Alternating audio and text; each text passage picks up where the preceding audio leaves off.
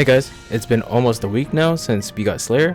I've done my share of testing and did reset my skill tree a couple times, and I used like 5. And I do have some recommendations I'd like to share. If you already invested into your tree, I wouldn't worry too much about it unless you're going to main Slayer. I adjusted my trees a little bit to see how Slayer would play out if Gunblade Focus Gauge Amp and Reset PP gain was maxed out. Charging the gauge from its empty state felt pretty good. You could get a full bar so fast whenever you do like a successful counter, a couple normal attacks, or some PAs, because the amp increases the charge rate for the first bar. So I was able to refill the bar so fast that I could get the benefits back up like ASAP. Reset PP gain helps me whenever I'm low on PP, but on a rare case. Although getting almost a whole PP bar back is good if you're very PP hungry, in my critical hit PP gain, I had the skill maxed out when I was fighting Bujin in my previous video. I gotta say, being able to get some PP back with a bit of chance of landing crits was kinda nice. It went well with my Fatal 3 since it gives me an extra 10% crit chance. But like I said, I used to have Amplifier, Reset PP gain, and Crit Hit PP gain maxed. But there are some workarounds where you'll have more benefit if you invest your points in more crit chance. The reason for this is when I reset my tree and had to relearn everything from every tree again, which was a hassle, I put 1 point in both Gauge Amp, Reset PP gain, and Crit Hit PP gain.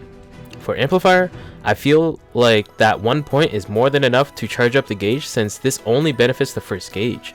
And whenever you step counter or weapon action counter, you'll build up the gauge pretty fast even without all 5 points in it. Reset PP gain is also good with just 1 point in. The only times this triggers is if your focus gauge is emptied out, then you'll get some PP back depending on how many gauges are charged. As for Crit Hit PP gain, you'll get PP back at a chance when landing crits. The only change is the activation probability at 30%, 50%, 70%, 85%, and 100%.